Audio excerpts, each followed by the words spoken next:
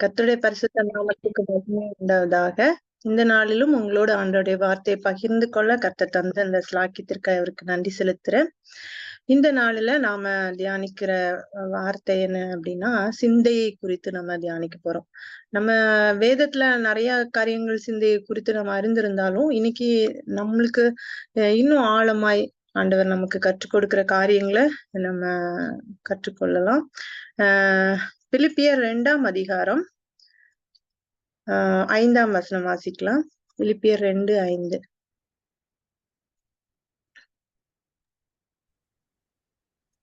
கிறிஸ்து இயேசுவில் இருந்த சிந்தையே உங்களிலும் இருக்க கடவுது. இதுல நம்ம பாக்குறோம், கிறிஸ்து இயேசுவில் இருந்த சிந்தையே உங்களிலும் இருக்க கடவுது அப்படின்னு சொல்லிட்டு. ஓகே, இந்த வசனத்தை நம்ம ஆதாரமா எடுத்துக்கொள்ளலாம். அதே நேரத்துல இந்த சிந்தையை குறித்து நம்ம கொஞ்சம் பிராக்டிக்கலா பேசும்போது என்ன அப்படின்னா, சிந்திக்கிற காரியங்கள், சிந்திக்கிறது, சிந்தை, அதுதான் தாட் இல்லைன்னா நம்ம திங்க் பண்றது அப்படின்னு சொல்லிட்டு நம்ம சொல்லுவோம். எப்பவுமே இந்த சிந்தை எங்க இருந்து உருவாகுது அப்படின்னா, நம்முடைய இருதயத்திலிருந்து தான் மனுஷனுடைய இருதயத்திலிருந்து தான் அந்த சிந்தனைகள், யோசனைகள் எல்லாமே என்ன ஆகும், வெளிப்படும். அப்போ இந்த சிந்தை எப்படி இருக்கணும்? இப்ப ஆண்டவர் நம்மள அழைத்திருக்கிற ஒரு நோக்கம் உண்டு. நம்முடைய வாழ்க்கையில நம்ம ஆவிக்குரிய வாழ்க்கையில நம்ம யோசிக்கும் போது நம்ம ஒவ்வொரு நாளும் நம்மள ஆண்டவர் எப்படி அற்புதமா வழி நடத்தி நம்மள கொண்டு வருகிற அந்த காரியங்கள் எல்லாம் நம்மளுக்கு ஒவ்வொரு நாளும் நம்ம ரட்சிக்கப்பட்ட நாளில இருந்து நம்மளுக்கு நம்முடைய வாழ்க்கையில நம்மளுக்கு நிறைய சேஞ்சஸ் தெரியும். நம்ம ஒவ்வொரு நாளும் ஆண்டவர் நம்மள வழி நடத்துற விதம் வேற மாதிரி இருக்கும். அப்போ நம்ம நினைக்கிற காரியங்கள் நம்மளுக்கு நம்ம வழக்கமா சொல்ற மாதிரி ரட்சிக்கப்பட்டோமா, அடுத்து என்னது நம்ம ஆண்டவருக்குன்னு ஏதாச்சும் செய்யணும் அப்படின்ற ஒரு வாஞ்சை நமக்குள்ள கொண்டு வருவாரு. வேதத்தை வாசிக்கணும் அப்படின்னு சொல்லிட்டு அதை அறிந்து கொள்ளணும் அப்படின்னு. ஆனா இந்த திங்கிங் நம்மளோட சிந்தையில முதல்ல மாற்றத்தை ஆண்டவர் விரும்புகிறார். நம்மளுக்குள்ள ஒரு டிரான்ஸ்ஃபார்மேஷன் உண்டாகணும் அப்படின்னு சொல்லிட்டு ஆண்டவர் நம்மிடத்துல விரும்புகிறார் அப்படின்றத நாம புரிந்து கொள்ளணும். எப்போ ஏன் அந்த சிந்தையில மாற்றம் வரும் அப்படின்னா, ஒரு மனுஷன் மாறுகிறான் அப்படின்னா முதல்ல அந்த சிந்தை மாறினா மாத்திரம்தான் அந்த மனுஷனுடைய ஃபுல் காரியங்கள் மாறும். ஒரு சிந்தையில ஒரு மாற்றம் வரும்போது நமக்குள்ள இந்த டிரான்ஸ்ஃபார்மேஷன், நம்ம எல்லாருமே மறுரூபமாகணும், நம்ம இந்த பிரபஞ்சத்திற்கு ஒத்த வேஷம் தரிக்க கூடாது, நம்ம ஆண்டவரை போல மாறணும் அப்படின்லாம் சொல்லி நம்ம நிறைய பிரயாசப்படுகிறோம். கிறிஸ்துவை போல மாறணும், கிறிஸ்துவின் சிந்தை உடையவர்களா இருக்கணும் அப்படின்னு நம்ம சொல்லும் போது நம்ம முதல்ல எங்க நம்மளுடைய மாற்றம் வரணும் அப்படின்னா, நம்முடைய சிந்தையில மாற்றம் வரணும். நம்ம மாற்றம் அப்படின்னும் போது நம்ம வெளிப்படையான மாற்றத்தை, இப்போ ஒரு ஒரு மனுஷனை பார்க்கும்போது இவங்க கிட்ட நிறைய சேஞ்ச் தெரியுதுல அப்படின்னு சொல்லிட்டு நம்ம எப்படி சொல்லுவோம் அப்படின்னா, அவங்களுடைய பேச்சு, அவங்களுடைய நடவடிக்கை, அதுதான் வெளியரங்கமாய் தெரிகிற காரியம். இவங்க நிறைய சேஞ்ச் ஆயிட்டாங்க, முன்னாடி ரொம்ப கோவப்படுவாங்க, முன்னாடி அவங்க வெடுக்குன்னு பேசுவாங்க, இல்ல அவங்க நடை உடை பாவனை எல்லாம் பெருமையா அந்த திமிரா இருக்கும், இப்ப எல்லாமே மாறிடுச்சு அப்படின்னு. ஆனா முதலாவது அந்த டிரான்ஸ்ஃபார்மேஷன் எங்க நடக்குது அப்படின்னா, நம்முடைய சிந்தையில தான் நடக்கணும். ஆண்டவர் நம்மிடத்துல விரும்புகிறது என்ன அப்படின்னா, நான் காமனாவே நம்ம யோசிச்சு பார்த்தோம் அப்படின்னா, பிராக்டிக்கலா யோசிச்சோம் அப்படின்னா, ஆண்டவர் விரும்புகிற அந்த டிரான்ஸ்ஃபார்மேஷன், நான் மறுரூபமாகணும், நம்முடைய சாயலாய் மாறணும் அப்படின்னா நம்ம சொல்றோம். ஆனா நம்முடைய சிந்தையில ஒரு மாற்றம் இல்லாவிட்டால் நம்முடைய வாழ்க்கையில நம்முடைய இதுல மாற்றமே உண்டாகாது. அப்ப ஆண்டவர் நம்ம இடத்துல விரும்புகிறது என்ன அப்படின்னா, நம்முடைய சிந்தையில ஒரு மாற்றம். நம்ம ஆண்டவர் அறியாதவர்களா இல்லைன்னா மாம்சத்தின்படி இருக்கும்போது நம்முடைய மாம்சமும் மனதும் விரும்பினபடி நம்முடைய சிந்தை அமையும். நம்ம ஒரு இம்மெச்சூர் சிந்தனை தான் நமக்குள்ள இருக்கும். இப்போ நீங்க நம்ம ஒரு டிரான்ஸ்ஃபார்மேஷன் இதுல இருக்கிறோம், ப்ராசஸ்ல இருக்கிறோம், இல்லைன்னா நான் ஆண்டவரை போல நான் மாறிக்கொண்டு இருக்கிறேன், அவருடைய பிள்ளையாய் நம்ம மாறிக்கொண்டிருக்கிறேன், மறுரூபமாகுதல் பத்தி நம்ம பேசுறோம், நம்ம மறுபடியும் பிறத்தல் பத்தி பேசுறோம், கிறிஸ்துவின் சாயலை தரித்துக் கொள்கிறத பத்தி பேசுறோம், எல்லாவற்றையும் பற்றி நம்ம பேசுறோம், நம்ம அறிந்து கொண்டு இருக்கிறோம். ஆனா நம்ம போராடுகிற எல்லா மனுஷரும் போராடுகிற ஒரு விஷயம் உண்டு, என்ன அப்படின்னா, நம்முடைய சிந்தையில ஒரு மாற்றம் வரணும் அப்படின்னு சொல்லிட்டு. ஒரு இம்மெச்சூர் திங்கிங்ல இருந்து ஒரு மெச்சூர் திங்கிங்க்கு நம்ம எப்படி டிரான்ஸ்ஃபார்ம் ஆகணும் அப்படின்னு சொல்லிட்டு நம்மள ஆண்டவர் அழைத்ததன் நோக்கமே என்ன, நம்மளை எதற்காய் அழைத்திருக்கிறார், எதற்காய் முன் குறித்திருக்கிறார் அப்படின்னு சொல்லிட்டு நம்ம பார்க்கும்போது ரோமர் 8ஆம் அதிகாரம் 29ஆம் வசனம் வாசிக்கலாம். ரோமர் 8:29. தம்முடைய குமாரன் அநேக சகோதரருக்குள்ளே முதற்பேறானவராய் இருக்கும் பொருட்டு தேவன் எவர்களை முன்னறிந்தாரோ அவர்களை தமது குமாரனுடைய சாயலுக்கு ஒப்பாயிருப்பதற்கு முன் குறித்திருக்கிறார். அப்போ நம்மள வந்து அவருடைய சாயலுக்கு ஒப்பா இருக்கிறதுக்கு தான் முன் குறித்திருக்கிறார். அப்போ அவருடைய சாயலாய் நம்ம மாறணும் அப்படின்னா நம்மள வந்து முதல்ல அவர் பழக்கிற காரியம் என்ன அப்படின்னா முதல்ல நம்மளுக்குள்ள அந்த மாற்றம் நடக்கணும். இப்ப ஆண்டவர் நம்மிடத்துல விரும்புறதும் இதுக்காக தான் நம்மள வந்து அவர் இது பண்ணியிருக்கிறார். நம்மள முன் குறித்து நம்மள அழைத்திருக்கிறார். அது நம்ம எல்லாருக்குமே தெரியும். அப்போ அடுத்த வசனம் வாசிக்கலாம். எவர்களை முன்குறித்தாரோ அவர்களை அழைத்தும் இருக்கிறார். எவர்களை அழைத்தாரோ அவர்களை நீதிமான்களும் ஆக்கி இருக்கிறார். எவர்களை நீதிமான்கள் ஆக்கினாரோ அவர்களை மகிமைப்படுத்தியும் இருக்கிறார். அப்போ இந்த 2 வசனத்துல எல்லா ப்ராசஸும் ஆண்டவர் நம்மளை ஆண்டவர் அவருடைய சாயல ஒப்பா இருக்கிறதுக்காக நம்மளை முன் குறித்திருக்கிறார், நம்மளை அழைத்திருக்கிறார். ஆனா அந்த ப்ராசஸ் எல்லாம் அவர் நமக்குள்ள பண்ணிட்டு இருக்கிறாரு. ஆனா நம்ம செய்ய வேண்டியது என்ன அப்படின்னா பிராக்டிக்கலா உடனே நம்ம வந்து நிறைய நிறைய நம்ம நினைப்போம். நானும் இந்த காரியத்தை நிறைய நினைப்பேன். நம்ம வந்து நிறைய பைபிள் படிக்க படிக்க படிக்க தேவனுடைய வார்த்தைகள் நம்மளை புடமிட்டு அந்த வார்த்தைகள் நம்மளை வந்து பரிசுத்தமாக்கும் அப்படின்னு சொல்லிட்டு 2 விஷயங்கள் நம்முடைய வாழ்க்கையில நடக்கணும். நம்முடைய சிந்தனையில ஒரு மாற்றம் வேணும் அப்படின்னா முதலாவது நீங்க நம்மள ஆண்டவரே என்னை மாற்றும், என்னை உருவாக்கும், என்னை வணையும் அப்படிலாம் சொல்லிட்டு நம்ம ஆண்டவர்கிட்ட கேட்போம். ஆனா முதலாவது நம்முடைய மாற்றம் நம்முடைய எங்க இருக்கணும் அப்படின்னா டிரான்ஸ்ஃபர்மேஷன் எங்க நடக்கணும்னா நம்முடைய சிந்தையில நடக்கணும். ஏன் அப்படின்னா நம்ம சிந்தனை வந்து எப்படி இருக்கும்னா ஒரு குழந்தையை போல நம்ம சிந்திக்கிறவர்களா இருக்கிற ஒரு காரியம் நம்ம இடத்துல காணப்படும். நம்ம வந்து குழந்தை எப்படி சிந்திக்கும்? குழந்தைக்கு சிந்தனை இருக்குமானா அது செல்ஃபிஷா அம்மா எப்ப பால் தருவாங்க, அம்மா எப்ப சாப்பாடு தருவாங்க, இல்ல ஒரு செல்ஃபிஷ் திங்கிங் தான் அந்த குழந்தைகிட்ட இருக்கும். அப்புறம் எப்பொழுதும் தன்னை குறித்தே சிந்திக்கிற காரியங்கள், தன்னை அந்த குழந்தையோட சிந்தனை, ஐயோ அவங்க எப்படி கஷ்டப்படுறாங்க, இவங்க எப்படி இருக்கு, இவங்களுக்கு எந்த பிரச்சனை இருக்கு, அந்த மாதிரி யோசிக்கிற ஒரு தன்மை அந்த குழந்தைகிட்ட இருக்காது. சோ ஒரு இம்மெச்சூர் திங்கிங் வந்து எப்படி இருக்கும்னா சுயநலமா இருக்கிற ஒரு காரியம், சுயநலம், தன்னை குறித்து மாத்திரம் இருக்கிற ஒரு இது இருக்கும். இல்ல அப்படின்னா மற்றவர்கள் மேல ஒரு பொறாமை. குழந்தை என்ன பண்ணும், அந்த பிள்ளை அந்த சாக்லேட் வச்சிருக்குது, நம்மளுக்கு இது இல்ல, இந்த டாய் அந்த பேபி அந்த பாப்பா அந்த டாய் வச்சிருக்குது எனக்கு இல்ல அப்படின்னு மற்றவர்களை பார்த்து பொறாமை கொள்ளுகிற ஒரு இது இருக்கும். அப்போ அந்த குழந்தையான எண்ணங்கள், அந்த குழந்தையை போல நம்ம இருக்கிற காரியங்கள் நம்மிடத்துல இருந்து மாறணும். நம்முடைய சிந்தனைகள் எப்படி மாறணும்? கிறிஸ்துவின் சிந்தையுடையதா. அப்ப கிறிஸ்து எப்படி சிந்தித்தாரு அப்படின்ட்டு நமக்கு தெரிஞ்சாதானே நம்ம நிறைய ஆவிக்குரிய பிரகாரமா வேதத்துல கூறப்பட்டிருக்கிற மாதிரி நம்ம லிட்ரலா கிறிஸ்து எப்படி சிந்தித்தார் அப்படின்னா நம்மளுக்கு எல்லாருக்குமே தெரியும். கிறிஸ்து அவருடைய சிந்தை எப்படி இருந்தது அப்படின்னு. அவர் தனக்கு பிதாவின் சித்தத்தை மாத்திரம் செய்கிறவரா இந்த உலகத்துல இருந்தார். அவருடைய சிந்தை, அவருடைய நோக்கம், அவருடைய எண்ணம் எல்லாமே எப்படி இருந்தது? ஒரே போக்கஸ்டா இருந்தது. ஆனா அது மாதிரி நம்ம மாறணும் அப்படின்னா ரொம்ப கஷ்டமான காரியம். ஆனா அந்த வாழ்க்கை நம்மளுக்கு ஆண்டவர் நமக்கு கொடுத்திருக்கிற நம்முடைய வாழ்க்கையில கொடுத்திருக்கிற ஒரே நோக்கம் என்ன அப்படின்னா நம்ம நம்மளுடைய நம்ம மாறணும். நம்ம லைஃப் ஸ்டைல் மாறணும். இப்போ ஒருத்தங்க நல்ல வசதி ஒரு கஷ்டத்துல இருக்கிறவங்க அவங்களுடைய நோக்கம் என்னவா இருக்கும்? அட்லீஸ்ட் கஷ்டப்பட்டு நல்லா சம்பாதிச்சு ஒரு வீடு வாங்கணும், ஒரு கார் வாங்கணும், 4 பேர் மாதிரி நம்ம இருக்கணும், நம்ம பிள்ளைங்களை நல்லா படிக்க வைக்கணும். இந்த மாதிரி லைஃப் ஸ்டைல் சேஞ்ச் நம்ம விரும்புவோம். ஆனா நம்மளுடைய சிந்தை எப்படி இருக்கணும் அப்படின்னா நம்ம வந்து ஆண்டவரை போல மாறணும். அவர் யோசிச்ச மாதிரி நம்ம யோசிக்கணும். அவர் இந்த இடத்துல இருந்தா எப்படி, நான் எப்பவும் சொல்லுவேன், எந்த ஒரு பிரச்சனையும் நம்ம வந்து டீல் பண்ற விஷயம் எப்படி இருக்கும்னா நம்ம நம்ம எப்படி வளர்க்கப்பட்டோமோ, நம்ம எந்த ஊர்ல இருக்கிறோமோ, எந்த சூழ்நிலை இருக்கிறோமோ, எந்த கலாச்சாரத்தை நம்ம பின்பற்றுகிறோமோ, அந்த கலாச்சாரத்தின் அடிப்படையில நீங்க பாத்தீங்க அப்படின்னா கேரளால எல்லாம் நான் சின்னதுல இருந்து அங்கதான் இருந்திருக்கோம். சோ கேரளால பாத்தீங்கன்னா அந்த காலத்துல வந்து எல்லா லேடிஸும் எப்படி ட்ரெஸ் போடுவாங்கன்னா கீழே ஒரு முண்டு சொல்லுவாங்க. முண்டுனா வேஷ்டியும் கட்டுவாங்க. வெள்ளை கலர்ல வேஷ்டி மாதிரி சந்தன கலர்ல கட்டுவாங்க. இல்ல அப்படின்னா கலர் கலரா நம்ம நம்ம லுங்கி கட்டுறாங்களா அந்த மாதிரி லுங்கி கட்டிட்டு மேல வந்து அவங்க வந்து பிளவுஸ் போடுவாங்க. அப்படியே நம்ம வந்து இந்த இது இருக்குல்ல நம்ம சாரி பிளவுஸ் அளவுக்கு அவங்க டைட் ஃபிட்டிங்ல பிளவுஸ் தச்சு, அந்த பிளவுஸ் வந்து லூஸாலாம் இருக்காது, சாரி பிளவுஸ் ஃபிட்டிங்ல லாங் பிளவுஸ் போட்டிருப்பாங்க. மிஞ்சி போனா ஒரு ஒரு துண்டு மட்டும், அந்த துண்டு கூட எல்லாரும் போடுவாங்களான்னு சொல்ல முடியாது, அதுவும் ஒரு நடுவுல தான் இருக்கும். இதுதான் அவங்களோட ட்ரெடிஷ்னல் ட்ரெஸ். நான் பார்த்திருக்கேன் அந்த டைம்ல வந்து நைட்டி நிறைய மிட் ஏஜ் லேடிஸ் வந்து, லேடிஸும் சரி யங் லேடிஸும் சரி, அவங்களோட ட்ரெஸ் வந்து இந்த மாதிரி தான் இருக்கும்.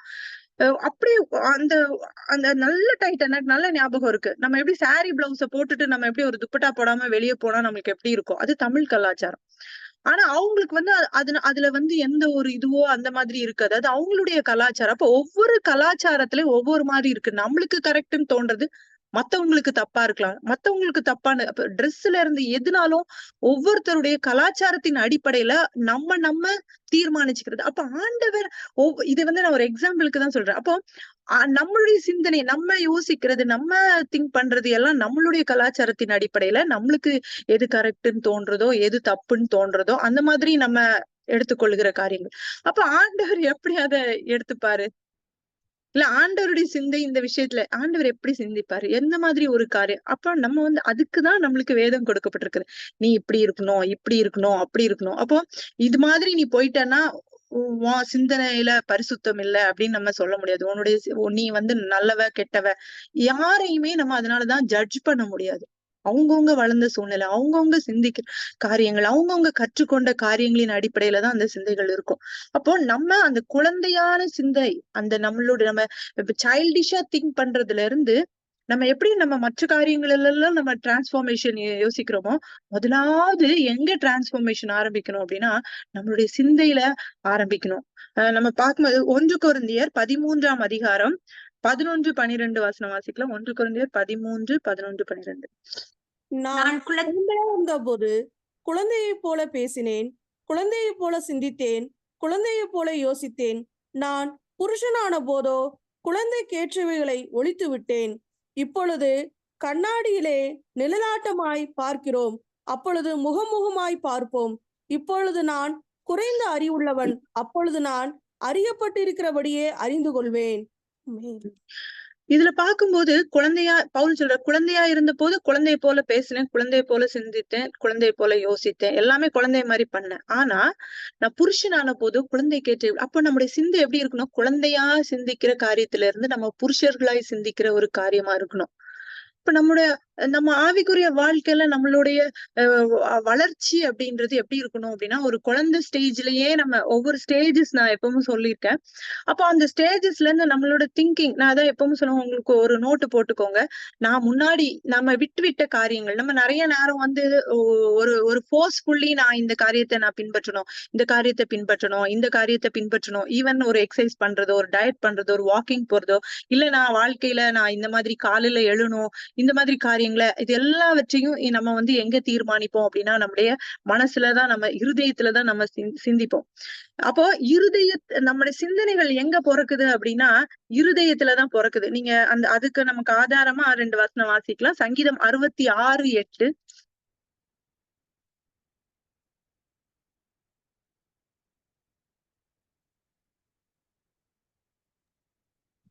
ஜனங்களே, நம்முடைய தேவனை ஸ்தோத்தரித்து அவரை துதிக்கும் சத்தத்தை கேட்க அக்கா 66:8 அக்கா. 66:8. ஜனங்களே, நம்முடைய தேவனை ஸ்தோத்தரித்து அவரை துதிக்கும் சத்தத்தை கேட்க பண்ணுங்கள்.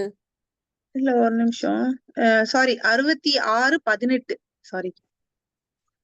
என் இருதயத்தில் அக்கிரம சிந்தை கொண்டிருந்தேனானால் ஆண்டவர் எனக்கு செவிகொடார். இந்த இடத்துல சிந்தையை குறித்து சொல்லும் போது எங்க அந்த சிந்தை இருக்கு? இருதயத்துலதான் இருக்கு சிந்தை. அதே மாதிரி சங்கீதம் 140:2 வாசிக்கலாம். சங்கீதம் 140:2. அவர்கள் தங்கள் இருதயத்தில் பொல்லாப்புகளை சிந்தித்து யுத்தம் செய்ய நாள்தோறும் கூட்டம் கூடுகிறார்கள். அப்போ அந்த சிந்தை எங்க உருவாகுது அப்படின்னா நம்முடைய இருதயத்துல உருவாகுது. அதனாலதான் ஆண்டவரிடத்துல எப்பொழுதுமே என்னை காத்துக்கொள்ளும், என்னுடைய சிந்தைகளை காத்துக்கொள்ளும், என்னுடைய இருதயத்தை நீங்க காத்துக்கொள்ளும், என் இருதயத்தை பொல்லாப்புறக்கலாம். இருதயத்துல இருந்துதான் சிந்தைகள் வரும். அப்ப அந்த சிந்தை வந்து நல்ல ஒரு சிந்தையா இருந்தா மாத்திரம், நீங்க எப்பொழுதுமே பாத்தீங்க அப்படின்னா நீங்க ஏதாச்சும் ஒரு படுத்து கிடந்துட்டு ஏதாச்சும் ஒரு விஷயத்த, வேண்டாத காரியத்தை யோசிச்சுட்டே இருக்கீங்க, இல்ல யாரை குறித்தாவது யோசிச்சுட்டே இருக்கீங்கன்னு வச்சுக்கோங்களேன். அந்த சிந்தையின் வெளிப்பாடு எப்படி இருக்கும்? ஈவன் ஹஸ்பண்ட் ஏதாவது ஒண்ணு சொல்லிட்டாங்க உங்கள, அன்னைக்கு ஃபேமிலி விஷயத்த பத்தி நீங்க சிந்தித்து கொண்டே இருக்கீங்க உங்க இருதயத்துல. இவங்க இப்படி பண்ணிட்டாங்க, அத்தை இப்படி பண்ணிட்டாங்க, மாமா இப்படி பண்ணிட்டாங்க, இவங்க இப்படி பண்ணிட்டாங்க அப்படின்னு சொல்லிட்டு நல்ல ஹஸ்பண்ட் மத்தியானம் டயர்டா பசியோட சாப்பிட வருவாங்க. நம்முடைய உள்ளுக்குள்ள அங்க சிந்தை ஓடிட்டே இருக்கும். சிந்தை என்ன பண்ணும்? செயல்பாடாய் வெளிவரும். கண்டிப்பா அது ஒரு வார்த்தையாய் பர்ஸ்ட் ஆகும். இல்லைன்னா நம்முடைய ஆக்ஷன் தட்டை தூக்கி ஃபாஸ்டா வைப்போம். இல்ல ஏதாச்சும் ஒண்ணு பண்ணுவோம். இது எல்லா லேடிஸும் பண்றதுதான். இது நானும் பண்ணுவேன். அதனாலதான் சொல்றேன். சோ அந்த சிந்தையில என்ன இருக்குதோ அதுதான் அங்க செயல்பாடாய் வெளிப்படுகிற ஒரு காரியம். அப்போ நம்முடைய சிந்தை வந்து எப்படி இருக்கணும்? இங்க வந்து அக்கிரம சிந்தை இருக்கிற காரியம், பொல்லாப்பை சிந்திக்கிற காரியங்கள் குறித்து அப்ப எல்லாம் இருதயத்துலதான் அந்த சிந்தைகள் வெளிப்படுது. அப்போ அந்த நம்ம ரொம்ப ரொம்ப திங்க் பண்ணக்கூடாது. எப்பொழுதுமே நான் சொல்றேன், நம்மளோட மூளை வந்து நம்ம எதை சிந்திக்கிறோமோ, அதுக்கு ஃபீட் பண்றோமோ, அதுவாய் அது யோசிக்க ஆரம்பிச்சிரும். அதனாலதான் நெகட்டிவ் திங்கிங், நெகட்டிவான காரியங்கள் நம்மளுக்கு எது நம்மளுடைய உடம்பையும் மனசையும் பாதிக்கிற காரியங்களை நீங்க சிந்தித்துட்டே இருக்காதீங்க. அந்த சிந்தனை என்னவாகும் அப்படின்னா, அது போய் அங்க மூளையில ரெக்கார்ட் ஆகி அதுக்கப்புறம் நம்ம செயல்படுகிற விதம் சிந்தனை செயலாய் மாறி வடிவெடுக்குது. அப்போ அந்த செயல்பாடுகள் எப்படி போயிடும் அப்படின்னா, அந்த சிந்தனைக்கு ஏற்றாவாரி போயிடும். அப்ப நம்முடைய சிந்தனை எப்படி இருக்கணும்? அது வேதம் வந்து மாம்ச சிந்தை, ஆவியின் சிந்தைன்னுலாம் சொல்லிட்டு 2 விதமான சிந்தையா இருக்குது. மாம்ச சிந்தை தேவனுக்கு விரோதமான பகை அப்படின்னு சொல்லிட்டு வேதம் சொல்லுது. அது நம்மளுக்கு அந்த வசனங்கள்லாம் தெரியும். ஆவியின் சிந்தை ஜீவனும் சமாதானமுமா. அப்போ ஆண்டவரே முதல்ல நம்ம வந்து நம்ம என்னை மறுரூபப்படுத்தும், அப்படி சாயலா என்னை மாற்றும் அப்படின்னு சொல்லிட்டு நம்ம ஜெபிக்கிற நாம எப்படி இருக்கணும் அப்படின்னா, என்னுடைய அந்த சிந்தையில நான் ஒரு இம்மெச்சூரா திங்க் பண்றேன். இன்னைக்கு நம்ம யோசிச்சு பார்ப்போம். நம்ம நான் வந்து ஒரு வளர்ச்சி அடைந்தவளாய் ஒரு புருஷனாய் நான் மாறி இருக்கிறேனா, மாறிக்கொண்டிருக்கிறேனா, அந்த டிரான்ஸ்பார்மேஷன் நான் முன்னாடி இருந்த கேரக்டருக்கும் இப்ப இருக்கிறதுக்கும் எனக்கு ஒரு பொறுமை இருக்கா? ஏதாச்சும் ஒரு விஷயத்துல என்னால தாழ்ந்து போக முடியுதா? இந்த மாதிரி காரியங்களை நாம யோசிச்சுட்டு இருக்கணும். அது மாதிரி வேதத்தை படிச்சு நிறைய வேதத்தை தெரிந்து கொண்டிருக்கிற காரியம் இல்ல. நம்முடைய சிந்தை எப்படி இருக்கணும்? சிந்தையில ஒரு தெளிவு வரணும். நம்ம மாறுகிற அந்த அனுபவம் தான் நம்ம இவங்க எவ்வளவு பைபிள் படிச்சிருக்காங்க, இவங்களுக்கு இவ்வளவு தெரியும் அப்படின்றத வச்சு ஒருத்தருடைய ஸ்பிரிச்சுவல் மெச்சூரிட்டிய வந்து நம்ம எடை போட முடியாது. அவங்களுடைய அந்த சிந்தையில அவங்களுடைய செயலில இருக்கிற மாற்றம் தான் வந்து அவங்களுடைய ஆவிக்குரிய வாழ்க்கைய வந்து அது எடை போடுகிற காரியம். ஒருத்தங்க வந்து இப்போ வந்து க்ரோயிங் ஓல்டு எல்லாருமே ஒரு காலத்துல ஒரு வயசாயிட்டே இருப்போம். ஒரு ஏஜ் ஆகும்போது நம்ம எல்லாருமே வயசாகும். ஆனா க்ரோயிங் மெச்சூரா போகிறது, ஒரு விஷயத்தை நம்ம ஹேண்டில் பண்ற விதம், ஒரு விஷயத்த நம்ம டீல் பண்ணா சொன்னேன்ல, நம்ம நம்ம எல்லா விஷயத்தையுமே அலசி ஆராய்ந்து இப்போ அதான் சொன்னேன், ஒருத்தருடைய சூழ்நிலைகள் சிலர் எப்பவுமே சொல்லுவாங்க, சிலர் அமைதியா போவாங்க, சிலர் கண்டுக்க மாட்டாங்க, சிலர் சில விஷயத்தை குறித்து. ஆனா நம்ம அவங்கள 2 பக்கமும் நம்ம யோசிக்கிறோம். நம்ம சிந்தையில அங்க என்ன ஓடிட்டு இருக்கோம், நம்மளுக்கு ஒரு கோவம் ஆத்திரம் அங்க ஓடிட்டு இருந்துச்சுன்னா அந்த ஆத்திரம் மாதிரியே தான் அவங்கள நம்ம எடை போடுகிற காரியங்கள். சோ ஒரு பிராக்டிக்கல் லைஃப்லயும் சரி, நம்ம ஒரு ஒரு இம்மெச்சூர் ஸ்டேஜ்ல இருந்து ஒரு மெச்சூர் ஸ்டேஜுக்கு போனோம். ஒரு பிசிக்கல் மெச்சூரிட்டில இருந்து ஒரு ஸ்பிரிச்சுவல் மெச்சூரிட்டிக்கு போனோம். ஒரு மாம்ச சிந்தையில இருந்து ஒரு ஆவியின் சிந்தையுடையவர்களா இருக்கணும். மாம்ச சிந்தை தேவனுக்கு பிரியமில்லாத காரியம், தேவனுக்கு விரோதமான காரியமா இருக்கிறது, அது மரணத்தை உண்டு பண்ணுகிற ஒரு காரியமா இருக்கிறது. அப்போ ஆவியின் சிந்தையுடையவர்களா இருக்கிறோம் அப்படின்னா அது ஜீவனும் சமாதானமுமா இருக்கிறது அப்படின்னு சொல்லிட்டு நம்ம வேதத்துல இருந்து நம்ம தெரிந்து கொள்கிறோம். அப்ப கிறிஸ்து இயேசுல இருந்த சிந்தையே உங்களில இருக்கு கடவுது அப்படி சொல்லும் போது, கிறிஸ்து எதெல்லாம் எப்படி எந்த சிந்தை உடையவரா இருந்தாரு அப்படின்னு சொல்லிட்டு நம்ம கொஞ்சம் பார்க்கலாம்.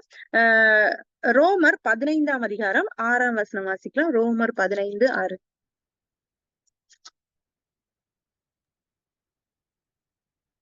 பொறுமையையும் ஆறுதலையும் அளிக்கும் தேவன் கிறிஸ்து இயேசுவினுடைய மாதிரியின்படியே நீங்கள் ஏக சிந்தையுள்ளவர்களாய் இருக்கும்படி உங்களுக்கு அனுகிரகம் செய்வாராக.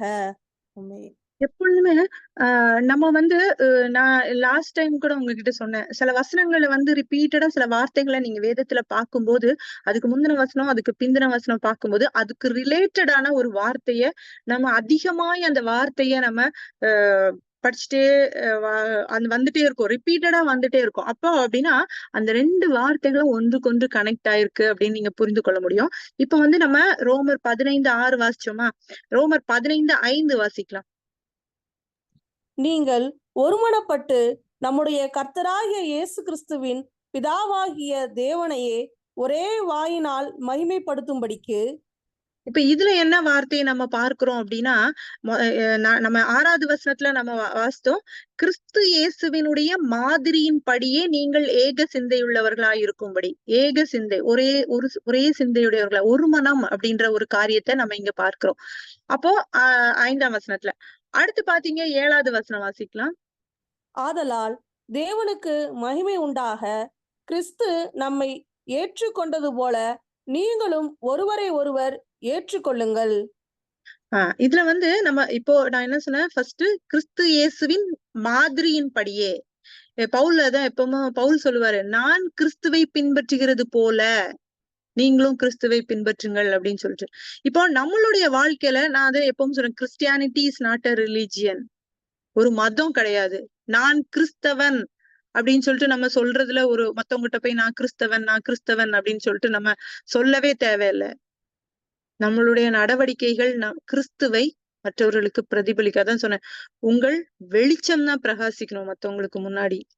நான் கிறிஸ்தவன் நம்ம சொல்லணும்னு கூட அவசியம் இல்லை. நிறைய நேரங்கள்ல நம்முடைய வார்த்தைகள் மற்றவர்களை கட்டுகிறதா இருக்கும்போது, நம்மளுடைய நடவடிக்கைகள் மற்றவர்களுக்கு ஆறுதலா இருக்கும்போது, அவர்கள் கிறிஸ்துவை நம்மள பார்ப்பாங்க. அவங்க கேட்பாங்க, நீங்க எப்படி இப்படி இருக்கீங்க அப்படின்னு சொல்லிட்டு.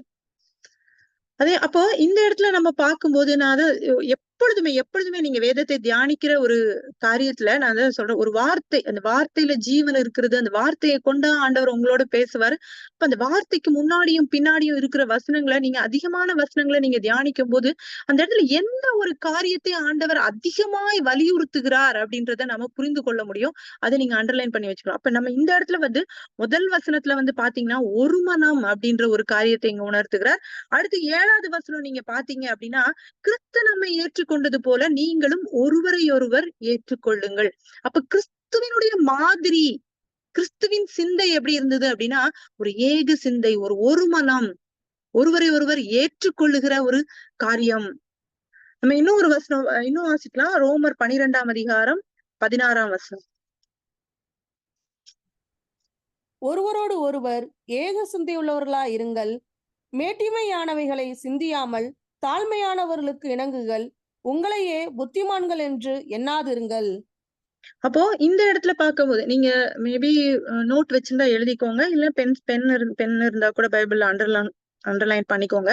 ஏன்னா ஒரு வார்த்தையும் ஒண்ணுக்கு ஒண்ணு இன்டர் கனெக்டடா இருக்கும். இப்ப நீங்க இதுல பார்க்கும்போது, ஏக சிந்தை உள்ளவர்களா கிறிஸ்துவை போல நம்ம ஏக சிந்தை உள்ளவர்களா இருக்கணும் அப்படின்னு சொல்லிட்டு இதுல பார்த்தோம்.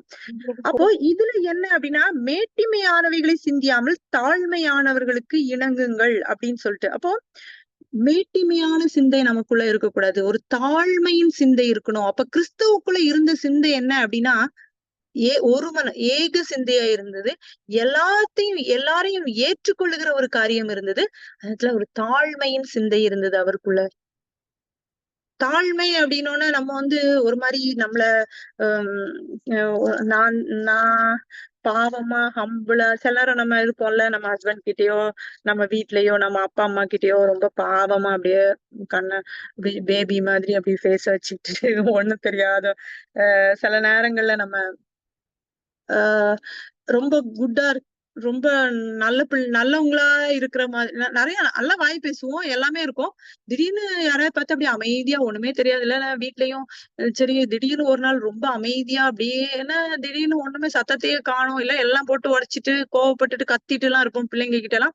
திடீர்னு பார்த்தா ஹஸ்பண்ட் கேட்பாங்கல்ல, எப்படி இன்னைக்கு ரொம்ப குட்டா ஒரு சத்தமுமே இல்லை அப்படின்னு சொல்லிட்டு. சோ ஒரு நாள் நம்ம ஒரு நாள் தான் ஆக்ட் பண்ண முடியும் தாழ்மையா இருக்கிறோம் அப்படின்னா. தாழ்மை அப்படின்றது நம்ம இருதயத்துல இருந்து, நான் ஒன்றும் இல்லை ஆண்டவரே, நம்ம ஒண்ணுமே இல்லை இந்த உலகத்துல.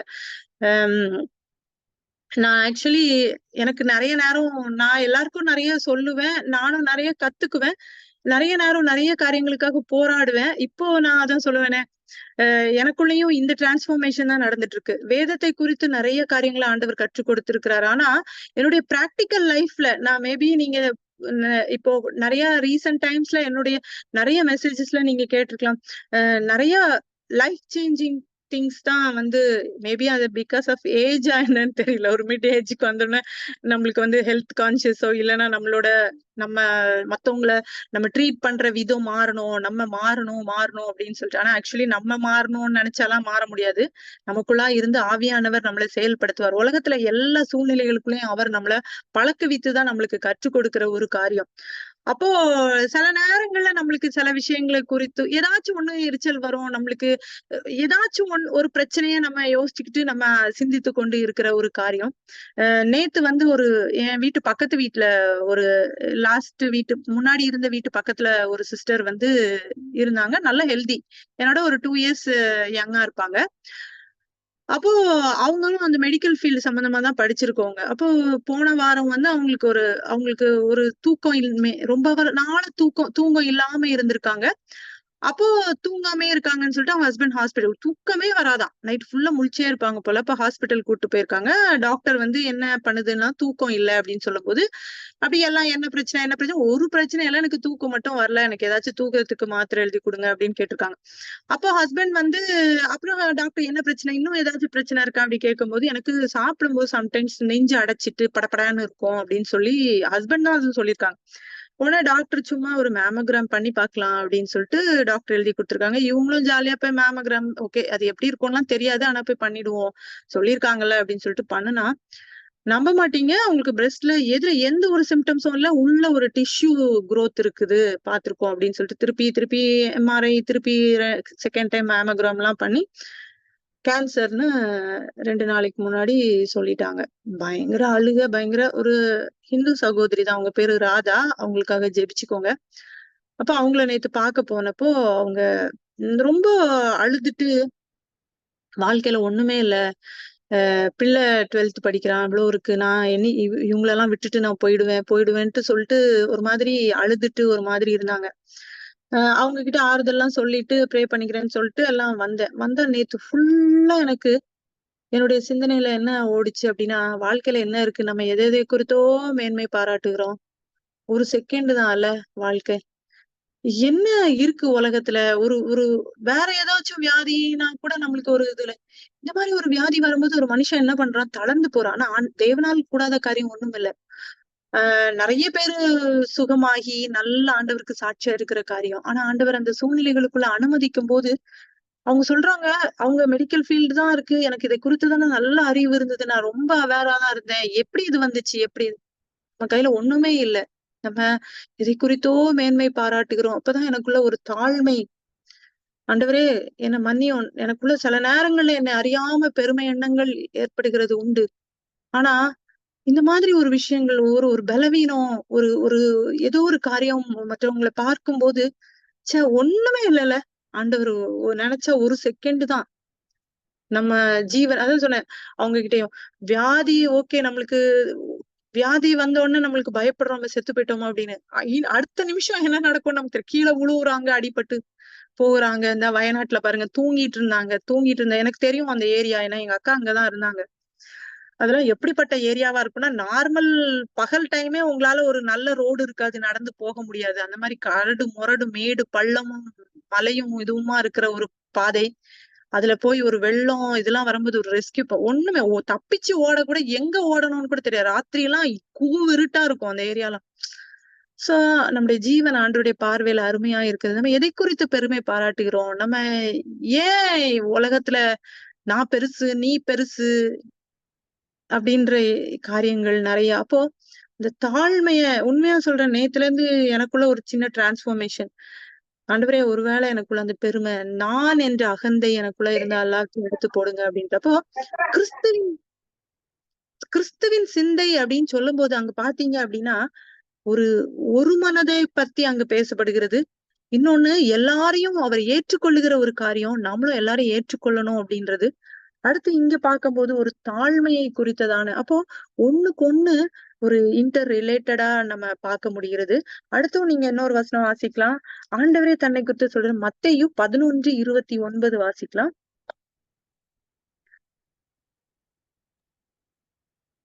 நான் சாந்தமும் மனத்தாழ்மையுமாய் இருக்கிறேன்.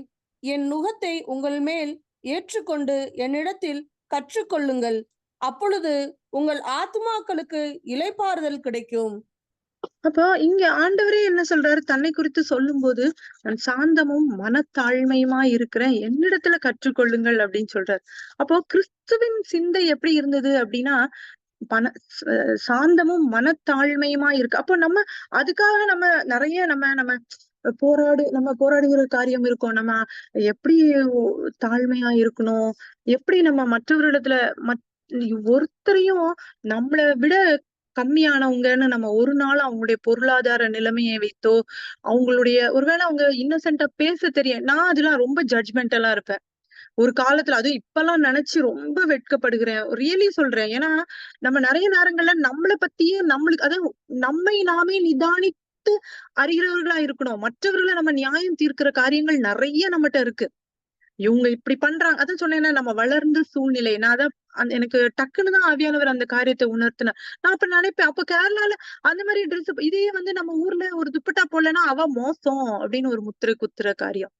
நம்ம பிள்ளைகளிடத்துல நம்ம ஆம்பள பிள்ளையா இருந்தாலும், பொம்பள பிள்ளையா ஒருத்தர வந்து அதுவும் என் பொண்ணு ரொம்ப அத சொல்லிட்டே இருப்பா. நான் கூட சின்ன குண்டா இருக்க, ஒல்லியா இருக்க அப்படிலாம் சொல்லிடுவேன் டக்குன்னு. அது மத்தவங்கள சொல்ல மாட்டோம். நம்ம பிள்ளைங்கள ஏதாவது சொல்லும்போது, "அம்மா பாடி ஷேமிங்லாம் பண்ணாதீங்க." ஒருத்தர் வந்து அது எவ்வளவு அவங்க எந்த ஒரு சூழ்நிலையில அந்த இத எதிர்கொண்டுட்டு இருக்காங்களோ தெரியாது. டக்குன்னு, "நீ என்ன குண்டாயிட்டே போற?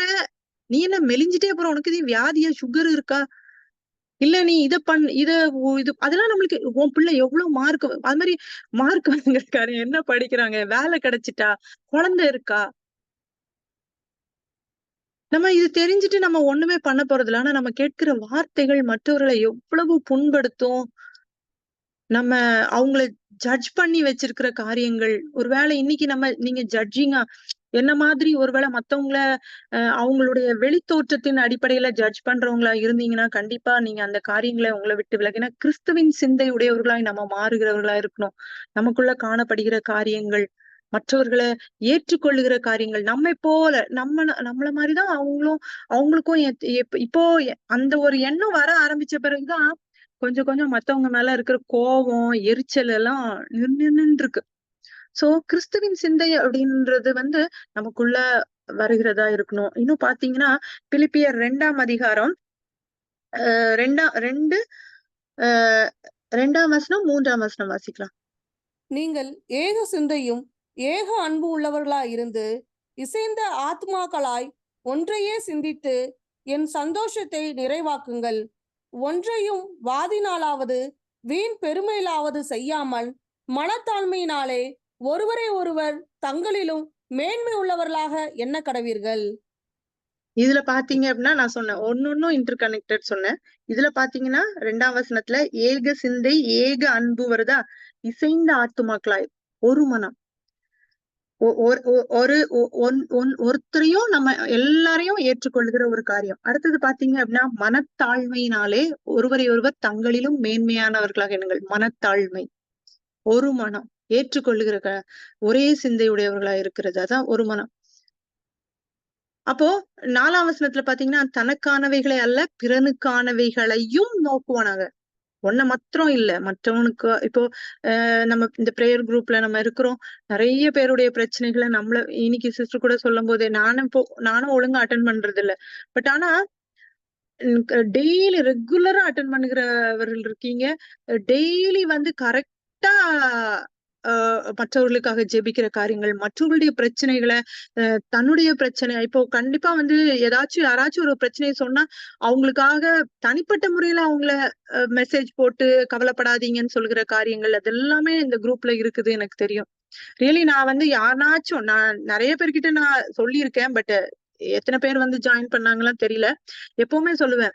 இந்த குரூப்புக்கு போங்க. இது வந்து ஈவன் எங்க அம்மாகிட்ட நான் ஃபோனே வாங்கி குடுத்து எங்க அம்மாக்கெல்லாம் வயசாயிடுச்சு இன்னொன்னு அவங்களால ஒண்ணும் முடியல. வைஃபை கனெக்ஷன்லாம் சொல்லிக் குடுத்து எல்லாமே இந்த பிரேயர் டெய்லி அட்டெண்ட் பண்ணுங்கம்மா. உங்களுக்கு வேற ஒண்ணுமே வேண்டாம். உலகத்துல எல்லாரும் ஒரு குடும்பம் மாதிரி எல்லா பிரச்சனைகளுக்காகவும் ஜெபிக்கிறது, ஒருத்தருக்கு ஒருத்தர் ஆறுதலா இருக்கிறது, ஒரு ரொம்ப உங்களுக்கு இதுவா இருக்காது. ஒரு பாட்டு பாடி, ஒரு ஜெபம் பண்ணி, அந்த ஒரு ஒரு பிராக்டிகலா இருக்கும். ஒரு நாள் வந்து உங்களுக்கு அப்படி ஒரு இதுவா இருக்கும் அப்படின்னு. ஆனா சூழ்நிலைகளின் நிமித்தமா எனக்கு கரெக்ட்டாலாம் இது பண்ண முடியல. பட் ஆனா எனக்கு அந்த மாதிரி ஒரு அனுபவம் இருக்குது. அந்த ஒரு மனம், அந்த ஒரு காரியங்கள் நம்மளுக்கு கிடைக்கும்போது அத நம்ம பயன்படுத்திக் கொள்கிறது. அப்போ ஒருவருக்கொருவர் மத்தவங்களுக்கான காரியங்களை நம்ம நினைக்கிறப்போ, நம்மளுக்குள்ள கிறிஸ்துவின் சிந்தை இருக்குது, உங்களுக்குள்ள கிறிஸ்துவின் சிந்தை இருக்குதுன்றத நீங்க உறுதிப்படுத்திக் கொள்ளலாம். அப்போ அந்த வசனத்துல தான் நீங்க அடுத்தது பார்க்கும்போது, கிறிஸ்து இயேசுவில் இருந்த சிந்தையே உங்களிலும் இருக்க கடவது அப்படின்னு சொல்லிட்டு. அதுக்கப்புறமும் நீங்க கீழ பார்த்தீங்க அப்படின்னா, அடுத்து பார்த்தீங்க அப்படின்னா, அந்த மனத்தாழ்மையும் அவரிடத்துல காணப்பட்டது. ஏன்னா, நான் சாந்தமும் மனத்தாழ்மையுமா இருக்கிறேன் அப்படின்றத சொல்றாரு. இங்க பார்த்தீங்க அப்படின்னா, அவர் தேவனுடைய ரூபமா இருந்தாரு.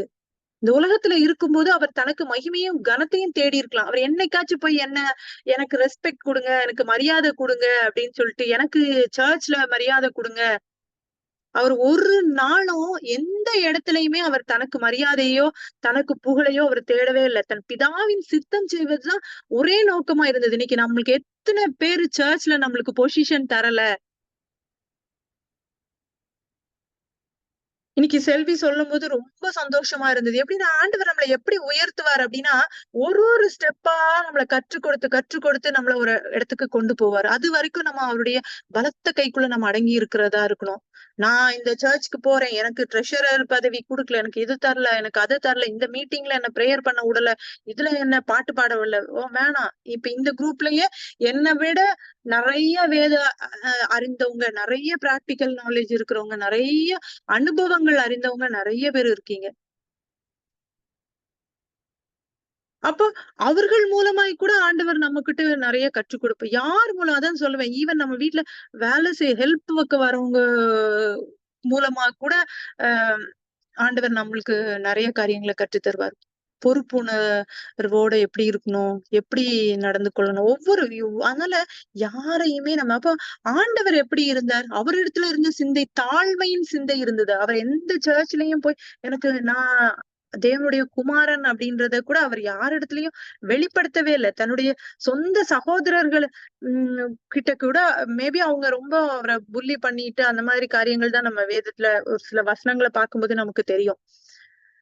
அவரு தன்னை ப்ரூவ் பண்ணவே இல்ல எந்த இடத்துலயும். அப்போ அவர் மனுஷ ரூபமாய் காணப்பட்டு மரண பரியந்தம் சிலுவையின் மரண பரியந்தம் கீழ்ப்படிந்தவராகி தன்னைத்தானே தாழ்த்தினார். மனத்தாழ்மையை குறித்து பார்த்தா அங்க ஒரு கீழ்ப்படிதலையும் நம்ம பார்க்கிற ஒரு காரியம். அப்ப நம்மிடத்துல கீழ்ப்படிதல் காணப்படுகிறதா? கிறிஸ்துவின் சிந்தை எப்படி இருந்தது? அவர் தன்னுடைய பெற்றோருக்கு கீழ்ப்படிந்திருந்தாரு. இங்கேயும் பார்க்கும்போது அவர் பிதாவுக்கு அவரு சிலுவையில் மரண பரியந்தமும் கீழ்ப்படிந்தவராகி தன்னைத்தானே தாழ்த்தினார். அப்போ ஒரு மனத்தாழ்மை நமக்குள்ள காணப்படுகிறதா? நமக்குள்ள ஒரு கீழ்ப்படிதல் காணப்படுகிறதா? பிறருக்கானவைகளை நாம நோக்குகிறவர்களா இருக்கிறோமா?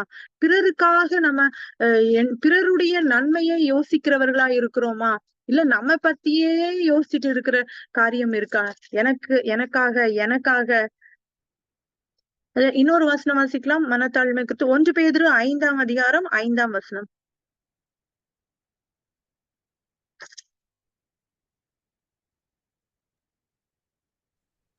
அந்தபடி வாசி சார். அந்தபடியே இளைஞரே மூப்பருக்கு கீழ்ப்படியுங்கள். நீங்கள் எல்லோரும் ஒருவருக்கொருவர் கீழ்ப்படிந்து மனத்தாழ்மையை அணிந்து கொள்ளுங்கள். பெருமை உள்ளவர்களுக்கு தேவன் எதிர்த்து நிற்கிறார், தாழ்மை உள்ளவர்களுக்கோ கிருபை அளிக்கிறார். அப்போ இங்க தாழ்மை உள்ளவர்களுக்கு தான் கிருபை கொடுக்கப்படுது. அப்ப நம்ம தாழ்மையின் சிந்தையுடையவர்களா இருக்கணும். தாழ்மை அப்படின்னா நம்ம உலகத்துல ஒண்ணுமே இல்ல. நம்ம பணமோ, புகழோ, பெருமையோ ஒண்ணும் இல்ல. ஒரு செகண்ட் தான். நான் சொன்னேன்ல, நேத்து அவங்க சொல்லும்போது எனக்கு அப்படியே அவங்க சொல்ல அவங்க முன்னாடி அழக்கூடாதுன்னு அவங்க சொல்றாங்க. நான் கபோர்டெல்லாம் திறந்து பார்த்துட்டு, நகையெல்லாம் பார்த்துட்டு, இத பார்த்துட்டு, அத பார்த்துட்டு எல்லாம் எனக்கு இருக்கு. ஆனா என்னால ஒண்ணு கூட இந்த வியாதி மாத்திரம் என்ன விட்டு போனா போதும்ன்ற மாதிரி இருக்கு. என் பிள்ளைங்களுக்காக நான் உயிர் வாழ்ந்தா போதும் அப்படின்னு. ஆனா பிள்ளைங்களுக்காக நல்ல பிள்ளைங்க, நல்ல ஹெல்த், நல்ல எல்லாம் இருக்கிற நாம ஏதோ இல்லாத ஒண்ணுக்காக நம்ம ஓடிக்கிட்டே இருப்போம். வாழ்க்கையில எது நமக்கு முக்கியம் அப்படின்றது நான் ரொம்ப ரியலி சில நேரங்கள்ல இந்த மாதிரி ஒரு சூழ்நிலைகள்ல ஆண்டவர் நம்மள கொண்டு போய் நிறுத்தும் போது நம்மளுக்கு அதனால ஒவ்வொருத்தரும் நான் சொல்லிட்டேன், உங்களுடைய சரீரத்தை குறித்து கண்டிப்பா ஒரு ஒரு ஆஃப்டர் 40 இருந்தது அப்படின்னா போய் ஒரு ஹெல்த் செக்அப் பண்ணிக்கோங்க. ஒரு மேமோகிராம் பண்ணிக்கோங்க. எப்பொழுதுமே பிரஸ்ட் இது பண்ணிக்கோங்க. செல்ஃப் எக்ஸாமினேஷன் பண்ணிக்கோங்க. உங்க ஃபேமிலி ஹிஸ்டரி இருந்தது. உங்க அத்தையோ, உங்க அம்மாவோ, உங்க பெரியம்மாவோ, உங்க ரிலேட்டிவ் யாராச்சும் கேன்சர் இதுல இருந்திருந்தாங்க அப்படின்னா, கண்டிப்பா போய் நீங்க அது நான் இது நீங்க ஆண்டவர் மேல நம்பிக்கை வைக்கலன்னு நான் சொல்ல மாட்டேன். இதெல்லாம் ஒரு காமனா நம்ம பண்ணுகிற ஒரு காரியம். ஒரு செல்ஃப் எக்ஸாமினேஷன். தூக்கம் இல்லாம இருக்கீங்க அப்படின்னா, கண்டிப்பா தயவு செய்து ஏதாச்சும் ஒரு பிரச்சனை உங்களுக்கு இருக்கும். கண்டிப்பா அது போய் என்னன்ட்டு பாருங்க. ஒழுங்கான தூக்கம் இல்ல, ஹார்மோன் இம்பேலன்ஸ் இருக்குது அப்படின்னாலாம் ரெகுலரா செக்அப் பண்ணிக்கோங்க. தண்ணி நல்லா குடிங்க. புரோட்டீன் எடுத்துக்கிறீங்களா? யாரெல்லாம் ஒழுங்கா புரோட்டீன், சுண்டல்லாம் சாப்பிடுறீங்கன்னு கை ரைஸ் பண்ணுங்க பார்க்கலாம். தண்ணி ஒழுங்கா 2 to 3 லிட்டர் தண்ணி குடிக்கணும் ஆக்சுவலி. அட்லீஸ்ட் 2 லிட்டர் குடிக்கிறீங்களா? டெய்லி புரோட்டீன் எடுத்துக்கிறீங்களா? முட்டை யாருமே காணோம்.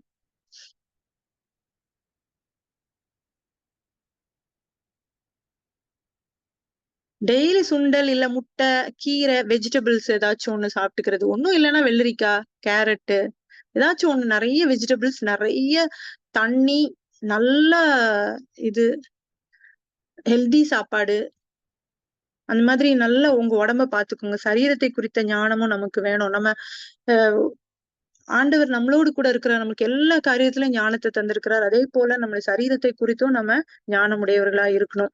இன்னொரு வசனம் வாசிக்கலாம். 1 பேதுரு வாசிச்சுல ரோமர் 12:16 வாசிக்கலாம். ரோமர் ஒருவருக்கொருவர் ஏக சிந்தை உள்ளவர்களா இருங்கள். மேட்டிமையானவைகளை சிந்தியாமல் தாழ்மையானவர்களுக்கு இணங்குங்கள். உங்களையே புத்திமான்கள் என்று எண்ணாதிருங்கள். அப்போ இந்த இடத்துலயும் பார்க்கும்போது ஏக சிந்தையும், மேட்டிமையானதை சிந்திக்காம தாழ்மையானவர்களுக்கு நம்ம இணங்குகிற காரியம், நம்மளையே புத்திமான்கள் என்று எண்ணக்கூடாது அப்படின்னு சொல்லிட்டு. அப்போ ஆண்டவருடைய சிந்தை எப்படி இருந்தது அப்படின்னு சொல்லிட்டு பாக்குறோம். அடுத்து அது மற்றவர்களுக்காக நினைக்கிற காரியம், பிறனுக்கானவைகளை நோக்குகிற காரியம். அப்போ அதுல கீழ்ப்படிதல். அவர் தன்னை தாழ்த்தி கடைசி வரைக்கும் அவருக்குள்ள ஒரு கீழ்ப்படிதல் காணப்பட்டது. நமக்குள்ளயும் அந்த கீழ்ப்படிதல் காணப்படணும். அடுத்தத பார்க்கும்போது நம்ம எதற்காய் அழைக்கப்பட்டோமோ அந்த அழைப்புக்காக நம்ம ஓடுகிற ஒரு காரியமா இருக்கணும். பிலிப்பியர் 3ஆம் அதிகாரம் வாசிக்கலாம். 3, 14, 15, 16.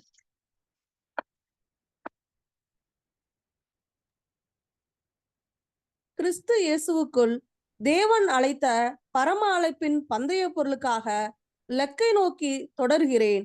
ஆகையால் நம்மில் தேறினவர்கள் யாவரும் இந்த சிந்தை இருக்க கடவோம். எந்த காரியத்திலாவது நீங்கள் வேறொரு சிந்தையா இருந்தால் அதையும் தேவன் உங்களுக்கு வெளிப்படுத்துவார். அப்போ 16 வாசிக்கலாம். ஆகிலும் நாம் எதுவரையில் தேறினவராய் இருக்கோமோ அது முதல் ஒரே ஒழுங்காய் நடந்து கொண்டு ஒரே சிந்தையா இருப்போமாக. அப்போ இங்க பார்க்கும்போது கிறிஸ்து இயேசுவுக்குள் தேவன் அழைத்த பரம அழைப்பின் பந்தய பொருளுக்காக இலக்கு. நம்முடைய சிந்தை எங்க இருக்கணும் அப்படின்னா, மேலானவைகளை நாம சிந்திக்கணும் அப்படின்னு சொல்லிட்டு வேதம் சொல்லுது.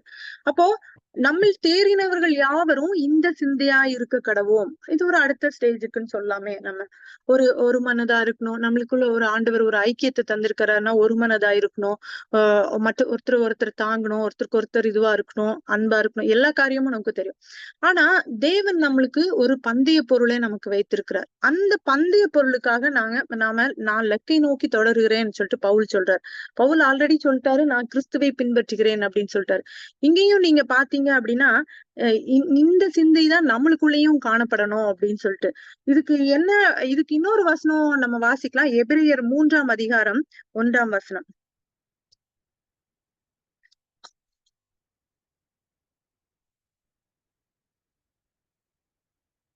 எபிரேயர் 3:1.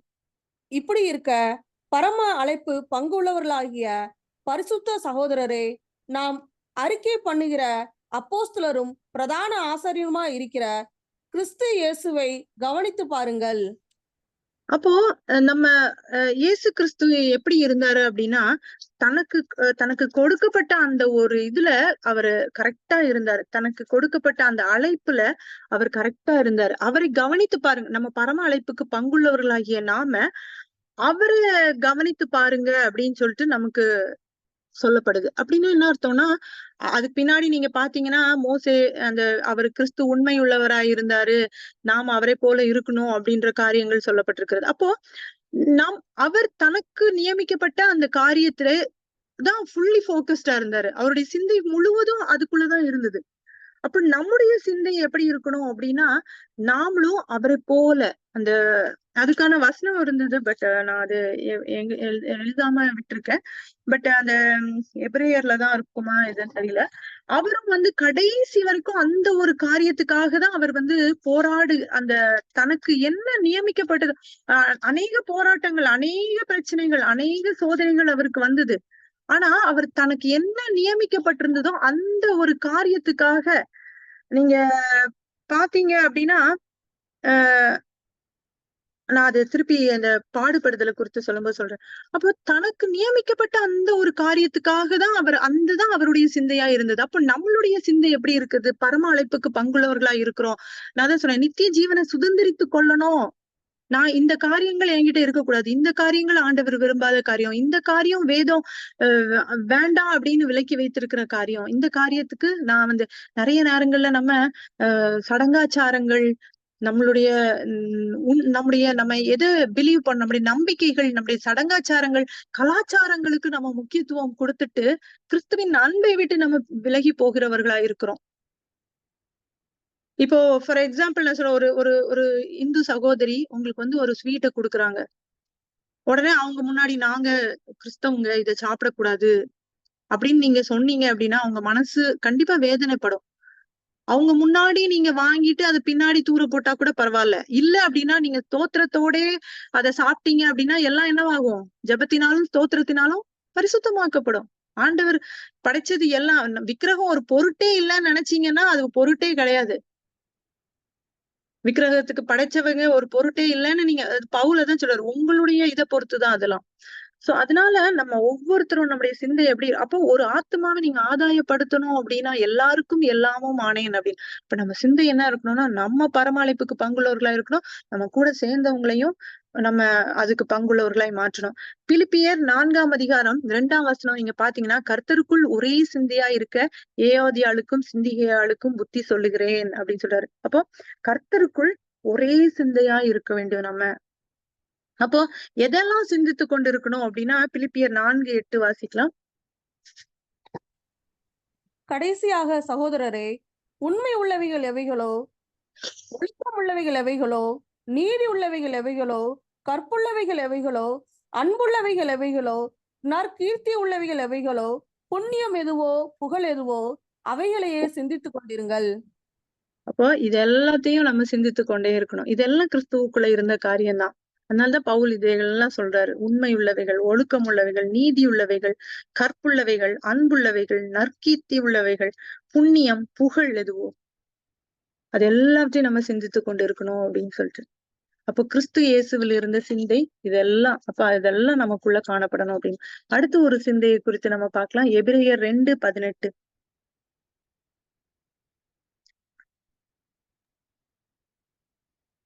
சாரி, எபிரேயர் 13:12 வாசி. அந்தபடியே இயேசுவும் தம்முடைய சொந்த இரத்தத்தினாலே ஜனத்தை பரிசுத்தம் செய்யும்படியாக நகர வாசலுக்கு புறம்பே பாடுபட்டார். இங்க பார்க்கும்போது ஆண்டவர் பாடுபடுகிற ஒரு காரியம். நான் அதுக்கு முன்னாடி ஒரு வசனத்தை சொல்ல மறந்துட்டேன். 1 பேதுரு 4ஆம் அதிகாரம் 1ஆம் வசனம் வாசிக்கலாம். 1 பேதுரு 4:1. இப்படி இருக்க கிறிஸ்து நமக்காக மாம்சத்திலே பாடுபட்டபடியால் நீங்களும் அப்படிப்பட்ட சிந்தையை ஆயுதமாக தரித்துக் கொள்ளுங்கள். அப்போ அடுத்த ஒரு கிறிஸ்துவின் சிந்தையை பத்தி நம்ம கிறிஸ்துவின் சிந்தை எப்படிப்பட்டதா இருக்கிறது நம்ம பார்த்துட்டு இருக்கோம். இதுல பார்க்கும்போது மாம்சத்திலே பாடுபட்டாரு, நீங்களும் அந்த சிந்தையை தரித்துக் கொள்ளுங்கள் அப்படின்னு சொல்லிட்டு இருக்கு. அப்போ கிறிஸ்து மாம்சத்துல பாடுபட்டாருன்னா நான் தான் சொன்னேன். எல்லாம் அந்த ஒரு மாம்சத்துல இருந்த நாட்கள்ல அவருக்கும் நம்மளை போல எல்லா பாடுகளும் இருந்தது. அவர் எல்லா இடத்துலயும் எப்படி சோதிக்கப்பட்டார்னா, நான் தேவனுடைய குமாரன்னு சொல்லுற அளவுக்கு சொல்லிருவாரோன்ற அளவுக்கு அவர் நெருக்கப்பட்டார். அவர் இப்ப நம்ம எப்படி சொல்லுவோம்னா, அமைதியா இருப்போம். நம்மள போட்டு யாராச்சும் பாடா படுத்திரும், எனக்கு அந்த மினிஸ்டர் தெரியும் ஒண்ணு அவ்வளவுதான் அப்படின்னு நம்ம சொல்லுவோம் தானே. அதே மாதிரி ஒரு மாம்சத்துல இருக்கும்போது அவர் மாம்ச பிரகாரமா எல்லா சூழ்நிலையிலும் அவர் நெருக்கப்பட்டார், அவர் பாடுபட்டார். அப்போ கிறிஸ்து நமக்காக மாம்சத்துல பாடுபட்டது போல நாமளும் அந்த சிந்தை உடையவர்களா இருக்கணும். ஒருவேளை மாம்சத்துல நம்ம பாடுபடுகிறவர்களா இருந்தோம் அப்படின்னா அதுதான் அந்த வசனம் தான். அதுக்கப்புறம் நம்ம எபிரேயர் 13லயும் 13:12லயும் எபிரேயர் 2:18லயும் பாத்தீங்கன்னா அவர் தாமே சோதிக்கப்பட்டு பாடுபட்டதுனால நம்மளுக்கும் சோதிக்க அந்த உதவி செய்ய வல்லவரா இருக்கிறார். அப்போ அவருடைய பாடுகள், அந்த கிறிஸ்துவே பாடுபட்டாரு. அப்ப நம்மளுக்கும் அந்த நம்ம அந்த பாடுகளின் வழியாய் ரீசெண்டா ஒரு சிஸ்டர்கிட்ட பேசிட்டு இருக்கும்போது சொன்னாங்க, உலகத்துல யாருக்கு எந்த உதவி செஞ்சாலும் நன்றியே இல்ல. உலகத்துல எவ்வளவோ நம்ம ஈவன் சர்வெண்ட் கூட நம்ம ஹெல்ப் பண்றோம். நம்ம நிறைய அவங்களுக்கு ஒரு தேவையான காரியங்கள் எல்லாம் செஞ்சு பிள்ளைய படிக்க வச்சு எல்லா காரியங்களும் நம்ம செஞ்சாலும் அவங்களுக்கு ஒரு இது இல்ல. நம்ம மேல அஹ் ஒரு பாவம் கூட பார்க்க மாட்டாங்க. அவ்வளவு நம்மள இது பண்றாங்க அப்படின்னு சொல்லிட்டு. அப்போ அந்த மாதிரி இருக்கும்போது ஒருவேளை உங்களுக்கு அந்த மாதிரி ஈவன் எல்லாருமே உங்களை நெருக்கி எல்லாருமே உங்களை மாம்சத்துல பாடுபடுத்துறாங்க அப்படின்னா நமக்குள்ள என்ன சிந்தை இருக்கணும்னா, இந்த பாடுகள் எல்லாவற்றையும் கிறிஸ்து சகித்தாரு. கிறிஸ்துவிடத்துல இந்த சிந்தை காணப்பட்டது. பாடுகளுக்கு தன்னை ஒப்பு கொடுத்தாரு. ஓகே.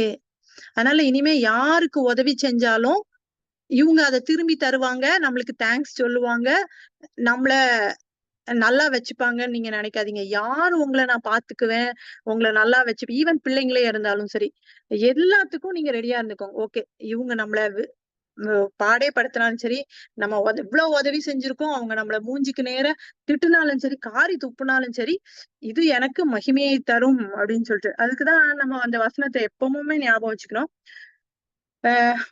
1 பேதுரு 2:20-21. நீங்களும் குற்றம் செய்து அடிக்கப்படும் போது பொறுமையோடே சகித்தால் அதனால் என்ன கீர்த்தி உண்டு? நீங்கள் நன்மை செய்து பாடுபடும் போது பொறுமையோடே சகித்தால் அதுவே தேவனுக்கு முன்பாக பிரீதியாய் இருக்கும். இதற்காக நீங்கள் அழைக்கப்பட்டு இருக்கிறீர்கள். ஏனெனில் கிறிஸ்துவும் உங்களுக்காக பாடுபட்டு நீங்கள் தம்முடைய அடிச்சுவடுகளை தொடர்ந்து வரும்படி உங்களுக்கு மாதிரியை பின் வைத்து போனார். அப்போ இதுல நம்ம எதுக்காக அழைக்கப்பட்டிருக்கோம்னு போட்டிருக்கு?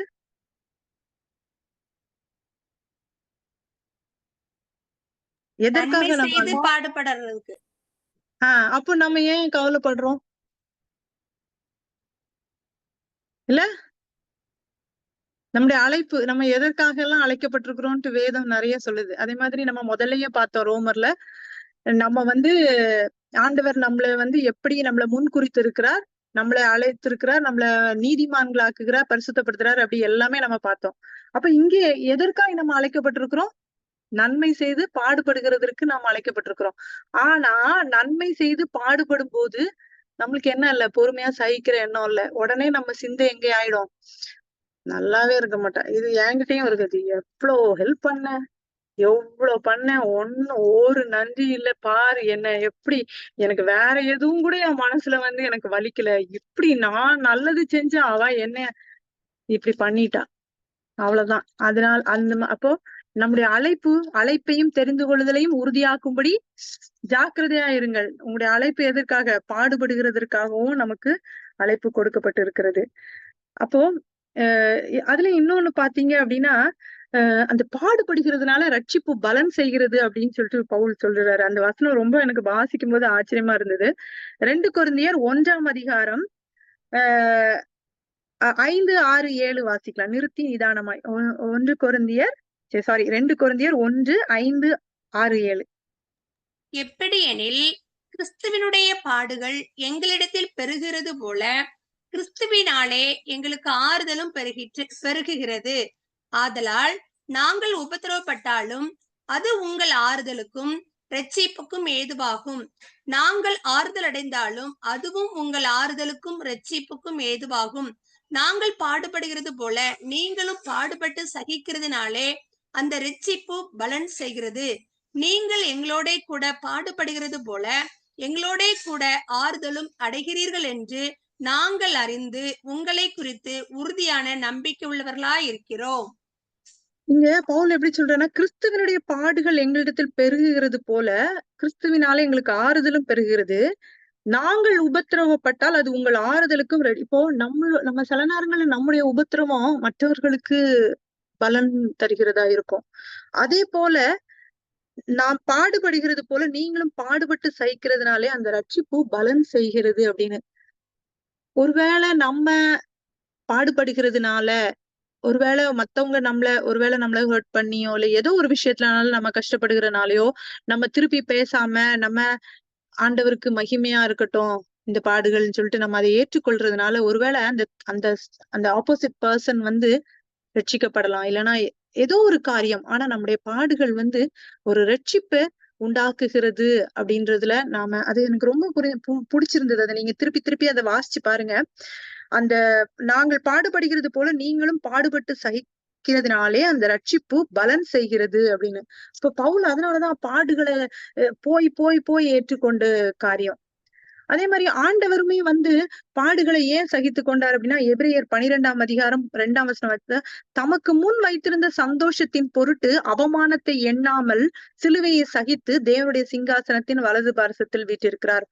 ஆகையால் நீங்கள் இளைப்புள்ளவர்களாய் உங்கள் ஆத்துமாக்களில் சோர்ந்து போகாதபடிக்கு தமக்கு விரோதமாய் பாவிகளால் செய்யப்பட்ட விதமான விபரீதங்களை சகித்த அவரையே நினைத்துக் கொள்ளுங்கள். அப்போ உங்க சிந்தை எப்படி இருக்கணும் அப்படின்னா, பாடுபடுகிறதுக்கும் ரெடியா இருக்கணும். யாராச்சும் அவமானப்படுத்தினாங்க, நம்மள அவமானப்படுத்துவாங்க, எல்லாத்துக்கும் ரெடியா இருக்கணும். ஏன் அப்படின்னா அது நமக்கு மகிமையை தேடி தரும். அது நமக்கு ரட்சிப்பை உண்டாக்கும், மற்றவர்களுடைய ரட்சிப்புக்கும் அது பலன் தருகிறது, நமக்கு ஆறுதலை தருகிறது. ஆண்டவருடைய முன்னாடி நமக்கு ஒரு மேன்மையான காரியத்தை நமக்கு நிறைய பாயிண்ட்ஸ் வாங்கி தருது. அதனால இனிமே எல்லாரும் ரெடியா இருந்துக்குவோம். ஓகே, பாடுபடுறதுக்கும் நம்மள யாரெல்லாம் ஹர்ட் பண்ணாங்க அப்படின்னா சிரிச்சுட்டே அவங்களுக்கு என்ன பண்ணிடணும், தேங்க்ஸ் சொல்லிடணும். அதே மாதிரி பரிசுத்த சிந்தை அவரிடத்துல காணப்பட்டது.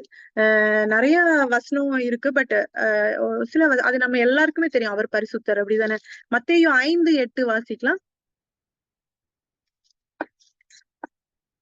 இருதயத்தில் சுத்தமுள்ளவர்கள் பாக்கியவான்கள், அவர்கள் தேவனை தரிசிப்பார்கள். அப்போ இருதயத்தில் சுத்தம் உள்ளவர்கள் பாக்கியவான்கள். அப்ப நம்ம இருதயம் தான் சிந்தைய எல்லாத்தையுமே கொண்டு போகுது. பரிசுத்தம்ன்றது எங்க ஆரம்பிக்கணும் அப்படின்னா நம்முடைய இருதயத்துல இருக்கணும். நம்ம வெளியரங்கமான பரிசுத்தம் இல்ல. 1 பேதுரு 1ஆம் அதிகாரம் 16ஆம் வசனம் 15-16 வாசித்தீங்கன்னா, உங்களை அழைத்தவர் பரிசுத்தராய் இருக்கிறது போல நீங்களும் உங்கள் நடக்கைகள் எல்லாவற்றிலையும் பரிசுத்தராய் இருங்கள். நான் பரிசுத்தர் ஆகையால் நீங்களும் பரிசுத்தராயிருங்கள் என்று எழுதி இருக்கிறதே அப்படின்னு சொல்லிட்டு. அப்ப பரிசுத்தர் அப்படிங்கும் போது நடக்கைகள்ல பரிசுத்தம் இருக்குது அப்படின்னா நம்முடைய சிந்தனைகள்ல அவருடைய சிந்தையில எப்படி இருந்தது, அவர் ஒரு நாளும் மற்றவர்களை குறித்தோ இல்ல தன்னுடைய காரியத்திலேயோ அவர் தன்னுடைய அந்த பரிசுத்தத்தை அவர் கடைசி வரைக்கும் அவர் பரிசுத்தரா இருந்தார். அதே மாதிரி எபிரேயர் 12:14 நீங்க பாத்தீங்கன்னா, யாவரோடும் சமாதானமா இருக்கவும் பரிசுத்தம் உள்ளவர்களாய் இருக்கவும் நாடுங்கள், பரிசுத்தம் இல்லாமல் ஒருவனும் கர்த்தரை தரிசிப்பதில்லையே. இப்ப நம்முடைய பரிசுத்தம் அப்படிங்கும்போது அது நம்முடைய சிந்தையில தான் பரிசுத்தம். நிறைய வசனங்கள் இருக்குது. நம்முடைய சிந்தனையில அந்த பரிசுத்தத்தை நம்ம காத்து கொள்ளுகிறவர்களா இருக்கணும். சிந்தையில பரிசுத்தம் காணப்படும் போது நிறைய வசனம் இருக்குது. ஆனா நம்மளுக்கு தெரியும் நம்முடைய ஆண்டவர் பரிசுத்தர் அப்படிதானே. அவரை கேராபீன்களும் சேராபீன்களும் அவரை எப்படி ஓயாமல் புகழ்ந்து போட்டுதுன்னா, பரிசுத்தர் பரிசுத்தர் பரிசுத்தர். அவர் புடமிடப்பட்டார். அவர் தன்னை பரிசுத்தர் என்று அவர் உலகத்துக்கு அவர் நிரூபித்தார். நான் அன்னைக்கு ஒரு நாள் புத்தருடைய கொள்கைகளை பத்தி சும்மா படிச்சுட்டு இருந்தேன். ஆக்சுவலி நாங்க ஒரு வியட்நாம் போயிருந்தோம் ஒரு வெக்கேஷனுக்கு. நான் சாரி ரொம்ப லேட் ஆகுது, பட் அது சொல்றேன் உங்களுக்கு. அங்க அவங்க எந்த ரிலிஜியனும் ஃபாலோ பண்ணல. எனக்கு எப்பவுமே எந்த கண்ட்ரிக்கு போனாலும் அவங்க என்ன ரிலிஜியன் ஃபாலோ பண்றாங்க அப்படின்ட்டு ஆசையா இருக்கும். அப்போ ரொம்ப ஏழ்மையான கண்ட்ரின்னு நினைச்சிட்டு இருந்தேன். அப்படிலாம் கிடையாது. நல்ல டெவலப்ட் கண்ட்ரி, ரொம்ப கைண்ட் பீப்புள். ஒருத்தருக்கு மூஞ்சில கூட மூஞ்சிய காட்டி ஒரு கடையில போய் 100 தடவை நீங்க விலை கேட்டுட்டு வாங்காம வந்தா கூட சிரிச்சுட்டே ஹலோ அப்படின்ட்டு ஹவ் ஆர் யூ அப்படிதான். நம்ம ஊர்ல எல்லாம் கடைக்காரங்களுக்கு ஹலோ ஹவ் ஆர் யூன்னு கேட்கறதுக்கு நேரமே கிடையாது. ஊர்ல உள்ளவங்கன்னா கடையில எல்லாம் நல்லா இருக்கீங்களாமா, பிள்ளைங்க நல்லா இருக்காங்கன்னு கேட்பாங்க. மத்தபடி சென்னையில எல்லாம் பாத்தீங்கன்னா ஒரு தடவைக்கு 2 தடவை விலைய கேட்டீங்கன்னா கூட மூஞ்சி தூக்கிட்டு துரத்தி விட்டுருவாங்க. அந்த மாதிரி பீப்புள் வந்து பயங்கர கைண்டு. எல்லாருமே ஒரு அமைதி அவங்க இடத்துல காணப்பட்டது. அப்ப நான் கேட்டேன், என்ன ரிலிஜியன் ஃபாலோ பண்றாங்கன்னா, அவங்க ரிலிஜியன் எல்லாம் ஃபாலோ பண்ணல, அவங்க புத்தாவோட டீச்சிங் ஃபாலோ பண்றாங்க அப்படின்னாங்க. ஆக்சுவலி புத்தர் தன்னை கடவுளாலாம் சொல்லல. ஆனா எல்லாரும் நான் நினைப்பேன் புத்தருக்கு வந்து ஆண்டவர் தான் ஞானத்தை கொடுத்தாரு அப்படின்ற மாதிரி எல்லாம் நான் நிறைய நிறைய யோசிச்சுட்டு நிறைய ரிலேட் பண்ணிட்டு இருப்பேன். அப்போ என் ஃப்ரெண்ட்ட சொன்னேன், அவங்க வந்து புத்தருடைய டீச்சிங்க ஃபாலோ பண்றாங்க. அதுவே அவங்க அவ்ளோ கைண்டாவலாம் இருக்காங்கன்னா, அப்ப ஆண்டவர குறித்து அறிந்திருந்தாங்கன்னா எவ்வளவு இதுவா இருக்கும் அப்படின்லாம் பேசிட்டு இருக்கும்போது, டக்குன்னு அவங்க ஒரு வார்த்தை சொன்னாங்க. ஒரே நாள்ல பொண்டாட்டியும் புள்ளையும் விட்டுட்டு போன அந்த ஆள பத்தி நீங்க பேசுறீங்களா பெருமையா அப்படின்னு. அடுத்த செகண்ட் அவரை குறித்து இருந்த பெரிய இதெல்லாம் வந்து எனக்கு அப்படியே டமால்னு விழுந்துருச்சு. ஆனா நம்முடைய ஆண்டவர் எப்படிப்பட்டவர்? ஒரு குறை யாரும் அவரை குறித்து சொல்ல முடியாது. அப்படிதானே? உலகத்துல இருக்கிற பெரிய மகான்களோ, கடவுளா எண்ணப்படுகிறவர்களிடத்திலயோ அநேக குறைகளும், குற்றங்களும் இருக்கிறது. ஆனா நம்முடைய ஆண்டவர் பரிசுத்தர். அவருடைய எண்ணத்துல பரிசுத்தம். அவருடைய சிந்தனைகள் எல்லாமே எப்படி இருந்தது? அவர் ஒரு ஒரு மாம்சத்துல இருந்துட்டு, மாம்ச சிந்தை உடையவராய் இல்ல. அவர் ஆவியின் சிந்தை உடையவராய் இருந்தாரு. அப்போ நம்ம இந்த சிந்தையை எப்படி காத்துக்கொள்ளணும் அப்படின்னா, எப்பவுமே நம்மளுக்கு தெரிஞ்ச வசனம் தான். பிலிப்பியர் 4, 6, 7 வாசிச்சுட்டு நம்ம முடிக்கலாம்.